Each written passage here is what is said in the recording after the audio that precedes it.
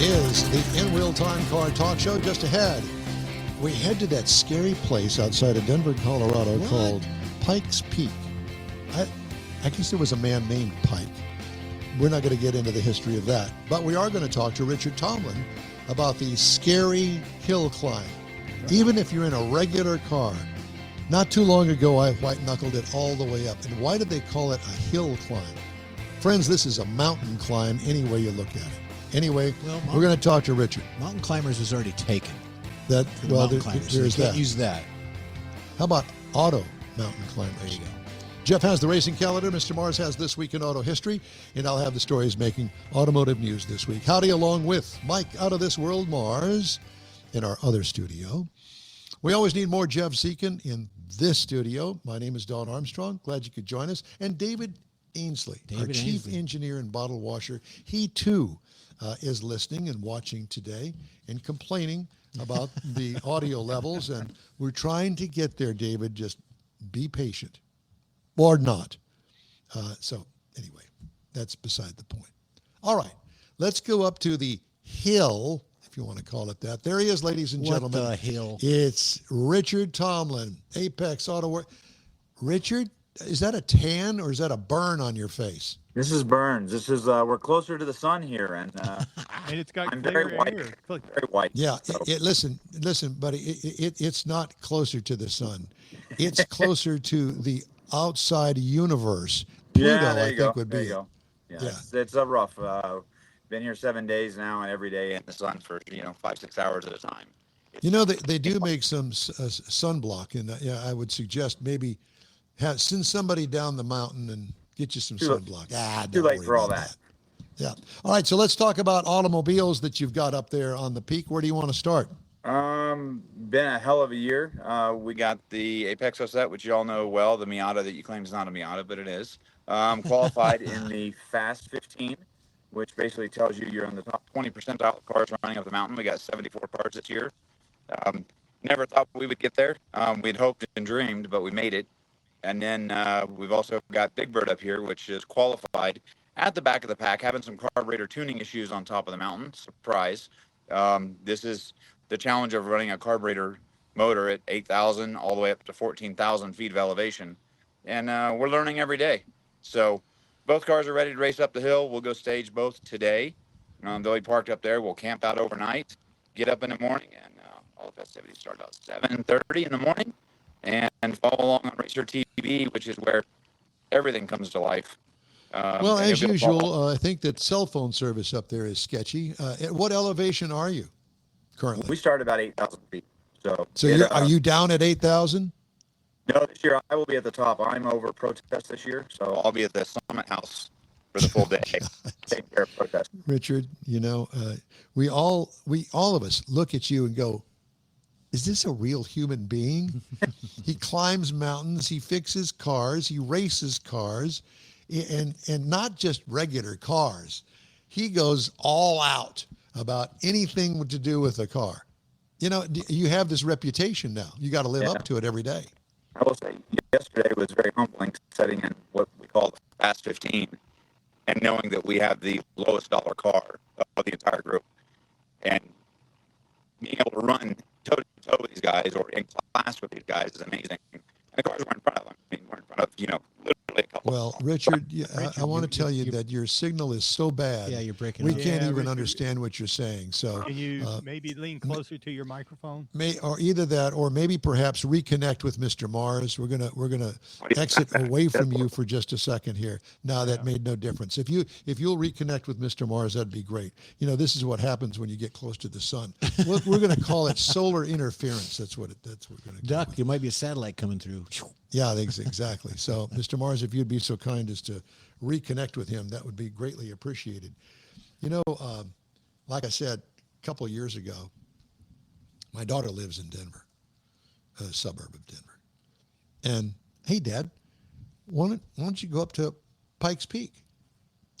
I went up there with my parents back in the day when the road was still dirt. Mm-hmm. So you couldn't go real fast. And we were in a passenger car. I think it was the Buick Skylark or something. Well, you couldn't go, but they were still using racing. Well, that's a whole other story. This is regular people, you know, Right. and I didn't think anything of it. It was okay. No, now that I'm older, I white knuckled it at about 5 miles an hour all the way up I there, believe thinking it. I'm going to fall off. I wouldn't even have chanced it. I wouldn't even have done it. No, you would. No. I'm telling you, there was. I needed to take some medicine when I got down off of the pike. Here we go with martinis again. No, not that kind of medicine. No, it was something that you buy at CVS. But anyway, is he back, Mike? Yeah, I think we got him back. He's moved. So Inside now. Richard, let's hear you, Richard. Talk to Go us. for it. There you go. Is that any better? It is. Wonderful. Okay. Well, it's good for the it's audio's good for much better. yeah. The audio is much better, and Very we good. see your beautiful sunburnt face. And So you that's just good. go like that. You turn the mic off, turn the video off. It's fine. Well, yeah, I guess we could do that, but Yeah. I know that everybody wants to see you. So you let's go. talk about the Road Runner and a little bit of the history, because I know that we've got people watching us today that really don't know the history. This is your family car. Yeah, family car. Parents drove it to the hospital when I was born. Stayed in the family forever. It was a drag race car. Father was killed in '95. I did a bunch of body work on it, restoring it over the years, and then parked it. Man, probably almost 30 years, and it set. And then we had a guy last year that was talking about commissioning us to help build him a car. And what he wanted to build, I didn't think was wise financially for what he was doing. And told me he'd build something old and something cool.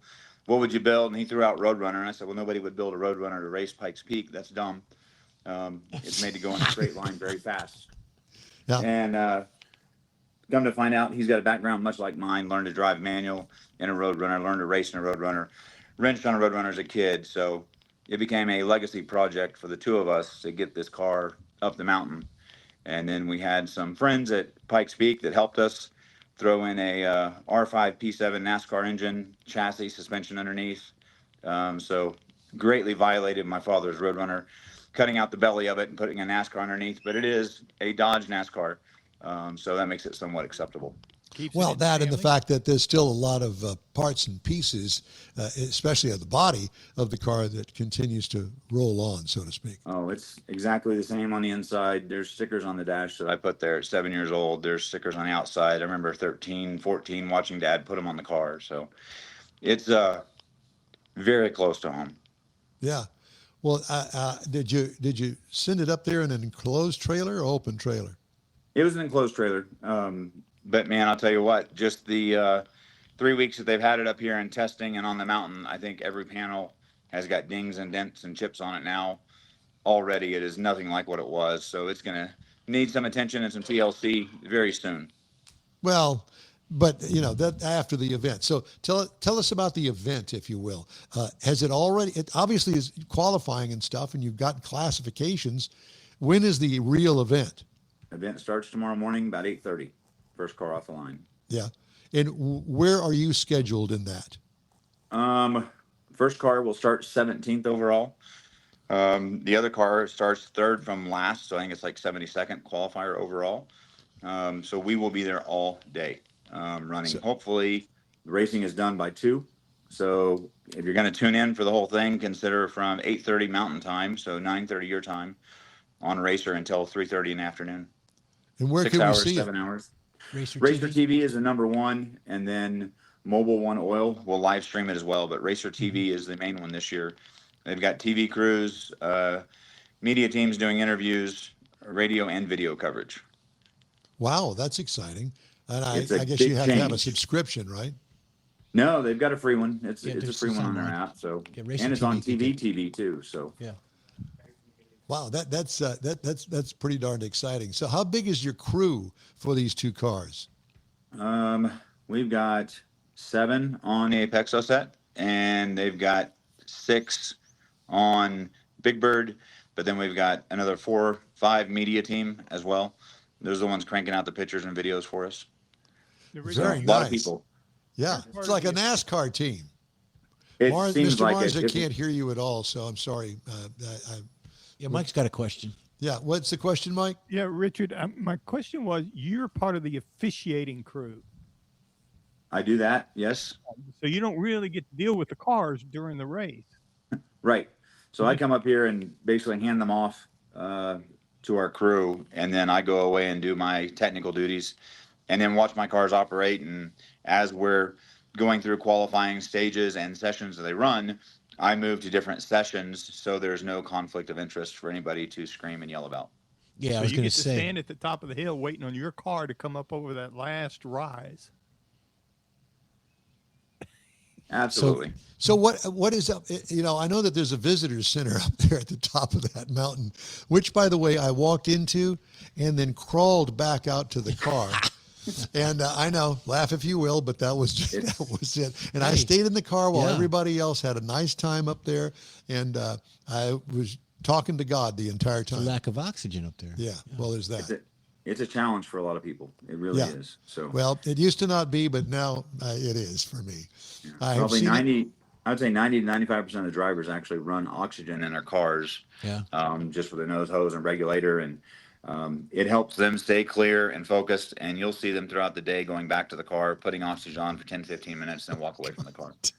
So are there any motorcycles or anything unique going up, like some home-built garage vehicle that's like a snow sled or something? Going to make an Talking attempt? about me again, aren't you? No, not the Miata, not Miata, not that one. This year they've got the Ultra 4s, which a couple of those are from Texas, but they brought 4 Ultra 4s up here to compete this year as an exhibition. We always run the military up before us. They'll have a couple Humvees and fast response vehicles that are pretty awesome. But yeah, no more motorcycles. Those got closed out a few years ago when Carlin Dunn lost his life. That was the final one. We just don't do bikes anymore on the mountain. There's no recovering from that when you go off at this pace, you know? Pace and altitude.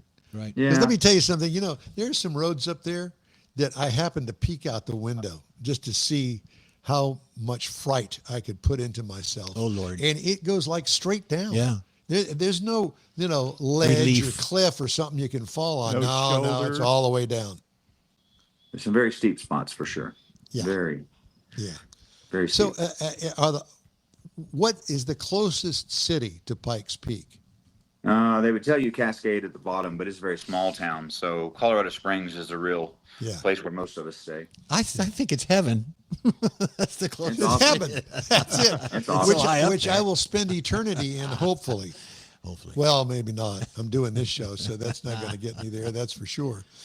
Well, so what are you going to do the rest of the day today? Well, today is a trip to Walmart to grab supplies to live out of my truck for the next 30 hours. Because you got to be there before all the fans, because there's one way in, one way out, and about 18 to 19,000 people coming in this 2-lane road. So we get there early and camp out, and then that way the next morning we can jump up at 1:30 and head up the top of the mountain. I'll be at And the there top of the are mountain. there are viewing areas. I mean, it's not all the way tons. around the course. Tons There's of not. areas. You can't stand in certain parts of the course. They won't let you do that. Correct. But I think there's 6 or 7 viewing areas now. Yeah. Devil's Playground being the number 1, which has 10,000 tickets that sell for that one viewing area. Wow. And it is packed with people. So I'm sure. it's awesome to watch. So Devil's what is- Playground, you can see the start line. So it's a really good spot to watch the race. What is the ticket price for someone to get in? I honestly don't know. I know originally they opened up at $25, but somebody was telling me the other day that they're 70. So I don't know for sure. And depending on which area you're in, it affects pricing and how high up the mountain. Like the more premier viewing, Devil's Playground, of course, costs more than some of the smaller spots where you get to just watch a car go by. Yeah, it makes sense. Makes sense. Well, listen, man, we wish you the best of luck. Godspeed, John Glenn, as they say. And because you're blasting out into outer space, we're going to follow you. We're going to watch you on TV and do all the things that we need to do to keep up. And what are the car numbers? How do we find you on the TV? Look for what? Super simple this year. Car 68, 69. 68 for the 68 Road Runner and 69 for the Lunar Lander, being a 50th year anniversary of the Lunar Lander. Okay. Which is the Miata. Yeah. Yep. Maybe you'll get to see the Lunar, but Maybe. hopefully we don't get to be the Lander. Yep. Yeah. Well, we'll be in touch. We'll be back in town next week, and we'll post up our results and stuff as soon as it happens on Facebook and Instagram. So follow along. It'll be great. We look forward to it, my friend. Be safe and take care. All right. See you soon. Thanks, Richard. Thank you. Bye. Wow, interesting stuff. I would never do it. No, I have. I will never. fears of I the will never overpasses. ever go back up there. The high, Ever. the high Richard five doesn't overpasses. drive though. His wife won't let him do any of the Have driving. you ever been He's there, got Mike? Drivers. Have you ever been there? No, I have not. It's on the list. Oh, really? Didn't Okay. Richard used to drive? Didn't he go up once or Yes, twice I in the think that beginning? I think that he did. Yeah. But Well, I mean, he drives up and down, to get up Right, and down. right, but to compete. He doesn't drive the race cars. Okay. let me tell you something. I will gladly be standing at the bottom of the mountain, and I will wave the granny wave as you take off and head up toward the first little check-in point, and that's all I'm going to do. You know when they take the player off the field in the stretcher and Yeah. it goes like this? That Yeah. would be me. I'd be Yeah, I would not. I'd be on the I stretcher going no, like that. and the next time I get anywhere close there, I will be under. Propofol will be my friend. What is that? That's the stuff that they use to put you to sleep when you go into surgery. Oh. And you wake up the next day and you go, where am I? Am I on this planet still? No, you're not. You're on Pikes Peak. I thought that was Cuervo. They put. Well, there's that. All right. Well, that was fun. Just ahead, Jeff has the racing calendar. Yeah. And Mr. Mars has This Week in Auto History. And I'll bring you some of the stories making automotive news headlines this week. The In-Wheel Time Car Talk Show continues right after this quick break. The Tex-Mex dining experience is defined by Loopy Tortilla, your destination for Texas's best beef fajitas and frozen margaritas. Since 1983, Loopy Tortilla has served authentic and time-tested recipes made with the freshest ingredients. Atmosphere is part of the award-winning experience at Loopy Tortilla, all developed in a little house near Highway 6 and I-10 in Houston. Visit any of the Loopy Tortillas and you'll see the same attention to detail in each and every location. Start your Loopy experience with queso flamiado and guacamole, along with a classic frozen margarita. Dine on famous Loopy beef and chicken fajitas or pepper shrimp brochette, or a fish or vegetarian entree, and finish with a scrumptious flan for dessert. Find Loopy Tortilla in Houston, College Station, Beaumont, Austin, San Antonio, and Dallas-Fort Worth. There's a Texas location near you. The recipes are authentic and time-tested. The ingredients always fresh. Loopy Tortilla. Eats pretty good.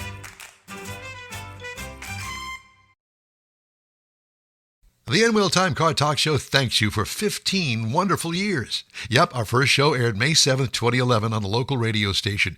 Then it was a move to the digital world and social media, and you followed. Thank you. We continue to build and grow our fan base, and it's all because of you and your auto enthusiast friends. We appreciate your support. It's always great to see you at our remote broadcast, too, and we hope you'll continue to stop by and say hello. It's been a great ride, and we hope to bring you more fun and adventure right here on the In-Wheel Time Car Talk Show. It's the In-Wheel Time Car Talk Show coming to you from our live studios in Texas, and we thank you for joining us. In-Wheel Time will bring you another all-new show next Saturday, 10 to noon Central. Listen and watch on InWheelTime.com, Facebook, and YouTube. If you miss it, you'll be able to connect through a podcast from your favorite podcast channel anytime. Pronto. All right. Time now for the racing calendar, sponsored by the Texas Muscle Car Club Challenge. Mr. Jeffrey Zekin has Thank that. you for that. We've got lawnmower racing. It's in Gun Barrel, Texas today. It is the Lawnmower Racing Association. It's the regular season, in case you are wondering about that. Have you ever watched it? Just on a YouTube thing Yeah, kind of stuff. yeah, I know, because it's not a live Yes, ABC Wide World of The Sports. FS1 or anything. Yeah. Then you got NASCAR. They're in San Diego. They're at a naval base down there. I saw a little bit of the trucks run yesterday evening. I didn't really watch the whole thing. It's like a road course? Yeah, road course on a naval base down there. There's several down there in San Diego, and they're on a particular island that they're running. It actually looks pretty cool. I didn't see a lot of it, but it's on CW today at 5 o'clock, and then tomorrow the big boys are running on the Prime Pay Network or whatever that is. Then you got the IndyCar, Indy Racing League there at Road America, and that will be tomorrow. So that's going to be fun to watch. NHRA is off this week. They will be in, where are they going to be next? They're going to be in Norwalk next week, Norwalk, Ohio. Formula One's going on. They're going to be in Australia. It's the Australian Grand Prix. That's going to go today, actually. I think it might have already run. And then for you, Don, I got USAC. We talked about USAC. I love USAC. USAC's going to be in Pennsylvania. You've got all the series running in Pennsylvania. It's the Port Royal Speedway out there. So winged and unwinged, midgets and tall, or whatever they call that. So there you go, USAC. And where'd you say they're going to be? Pennsylvania. They're going to be in Royal Port Speedway. Have you scanned down there? Are there anything close to Texas? No, I looked the other day when I pulled this up. There's some in Michigan. It's all kind of the Midwest stuff. Kansas is probably going to be well this time of the year. Yeah, you got sprints, you got midgets, you've got nothing close. A lot of California stuff going on. Yeah, so that's a real shame. World of Outlaws. That's another one that I like. That's kind of in the sprint car theme. Yeah, that's the USAC championship, like NASCAR is NASCAR. But check out your local tracks. There's stuff going on all the time in your local area. Yeah. And I'm here to tell you, Houston Motorsports Park, that's the 3/8 mile asphalt track up near Lake Houston. And they have a drag strip associated with it. The days, I think, of that track, along with a motorcycle track next to it, are numbered. I flew over it the other day. And listen, there's some really nice neighborhoods real close to it. Yeah. And, that usually spells doom. Yeah, the demise is coming. Yeah, because that area up there, it's easily accessible by the Grand Parkway. And, friends, well, that's kind of why they built the Grand Parkway, to develop all that area out there, and it's happening. It's happening, yeah. So it won't be long. I imagine the next couple of years it'll be gone. Okay. All right, let's look at the auto history notebook. Mr. Mars has that. Yeah, we've got a couple of things coming up in this week in automotive history, such as June the 22nd, 1909. Now, Alice Ramsey arrived in San Francisco after leaving New York 59 days earlier. She was in a... Oh, God. I bet there weren't no Motel 6s nearby, were there? Nope. She was in a Maxwell touring car with 3 female passengers. There you go. So she... of course, they had to go across primitive roads, 1909, mud, river crossings, and mechanical breakdowns. They handled it all. And so this made her the first woman to drive across the United States and demonstrated the reliability of automobiles and the role of women in the development of our society. And it's really one of the most remarkable endurance drives in an automotive. I wonder if she ever got out and changed a tire, too. That's why she had the other 3 ladies with her. In the history, I think they had to change 2 of them. But anyway, moving on to June the 23rd, the first Vanderbilt Cup on Long Island's new circuit happened. This was June the 23rd. So thousands of spectators gathered along Island to watch the leading American European manufacturers compete on a newly designed course. Now, this, again, the event was to showcase automotive technology, including more powerful engines and the improved vehicles. Now, this was because at this time, racing directly influenced production car development. Things that worked out on the racetrack, then they would go in and build them. The old saying that win on Sunday, sell on Monday kind of thing. Yep. This is where all that good stuff started. Now, then moving on to June the 25th, Malcolm Campbell set the new land speed record. Now, this is really impressive because this British driver pushed his Sunbeam-powered racer to a land speed record at Pendine Sands in Wales. He got over 150 miles an hour in 1925. And it absolutely caught international attention. And he continued to set more records as he went on, but this was the first one. And this really highlighted the rapid technology advances occurring in the automotive industry during the formative days. Then on June the 26th, the last Ford Model T rolled out. Now, this was a big deal. It was the 15 millionth Model T that was built. And in reality, of course, the Model A followed this, but the reality of the Model A was basically a Model T on steroids. It was a little bit wider, a little bit longer, but it looked almost the same other than the dimensions on it. Then coming up on June the 27th, 1950, the first production Saab 92 rolls out. Now, this was important because this was the company's first passenger car. They had been developing aircraft engines and developing airplanes.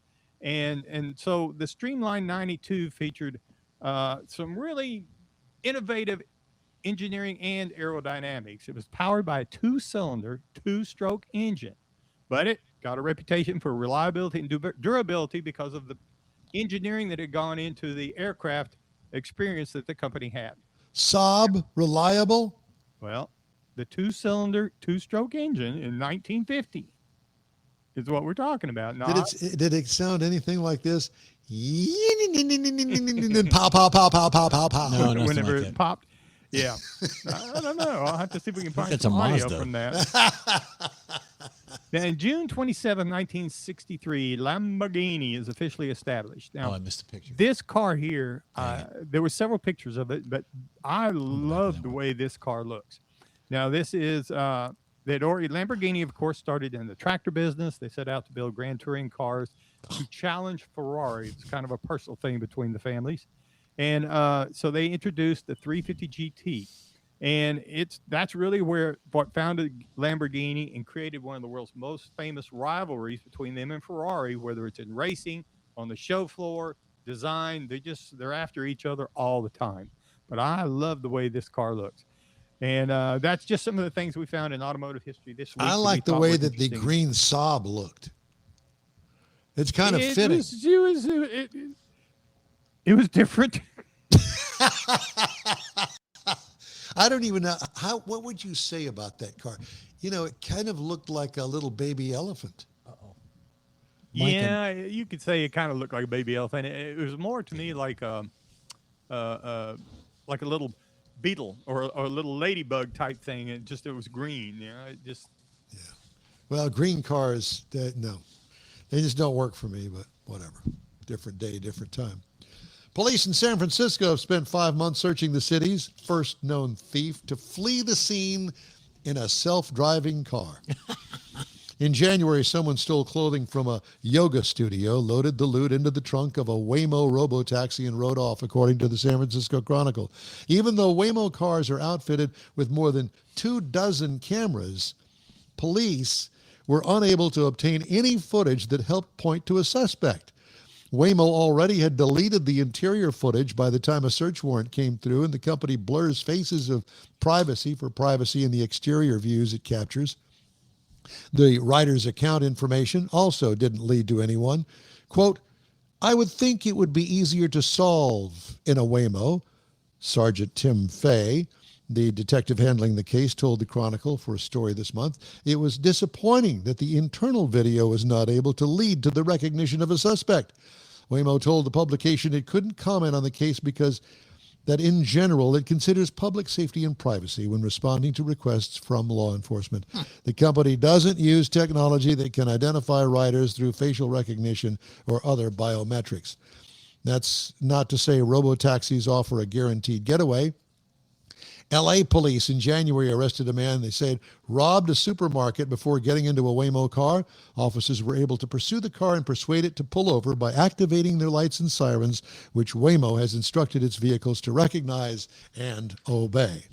Direct from California, ladies and gentlemen, you just can't make this stuff up. So if you're in a regular cab with a driver, because they have cameras, and you do the same thing but don't tip off the driver, can they go back and look at that video? Is there some law against that? This is crazy. It is. Hey, we'd love to hear from you. Shoot us an email. The address here is info@inwheeltime.com, and we're back right after this. The Tex-Mex dining experience is defined by Loopy Tortilla, your destination for Texas's best beef fajitas and frozen margaritas. Since 1983, Loopy Tortilla has served authentic and time-tested recipes made with the freshest ingredients. Atmosphere is part of the award-winning experience at Loopy Tortilla, all developed in a little house near Highway 6 and I-10 in Houston.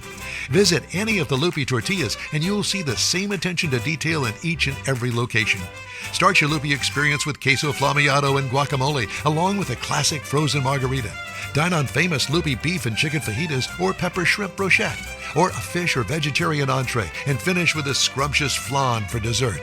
Find Loopy Tortilla in Houston, College Station, Beaumont, Austin, San Antonio, and Dallas-Fort Worth. There's a Texas location near you. The recipes are authentic and time-tested. The ingredients always fresh. Loopy Tortilla. Eats pretty good. Apple or Android, In Wheel Time podcast can be found everywhere, on the stream and through downloads. Whether you're on the road or at home and searching for a fun car talk show, give In Wheel Time a try. Honest new car reviews, fun, informative interviews with real car people, weekly automotive news, features like Jeff's Car Culture, Mike's Driving Destinations, all on In Wheel Time.